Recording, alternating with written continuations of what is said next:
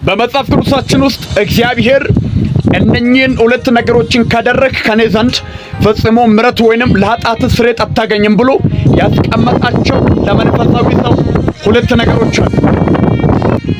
አንደኛው መንፈስ ቅዱስን መሳደብ ነው።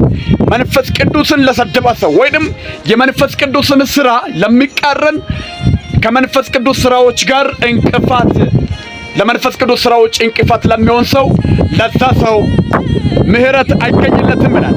ለዛ ሰው እኔም ወዮለት እላለሁ። ቢካውስ እግዚአብሔር ደንግቋል፣ ምሕረት አይገኝለትም ወይንም ምሕረት አላደርግለትም አለ። ሁለተኛውን ነገር እነግራችኋለሁ። ይሄንን ተራራ ካስበኛው በኋላ አንበርቾ ተራራ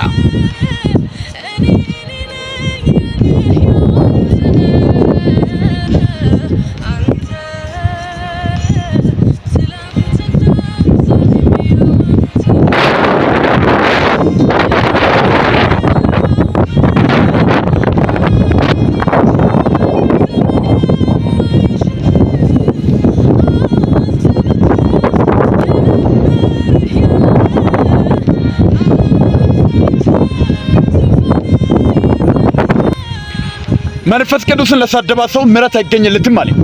ሁለተኛ ደግሞ ወንድምን ይቅር ካላልክ አንተም ማጣት ብትሰራ በወንድም ላይ ያስከው ቅም ወይንም ወንድም የበደለህን አንተ ላይ የሰራውን ግፍ ይቅር ካላልክ እኔም ደግሞ ያንተን ኃጢአት ይቅር አልልም።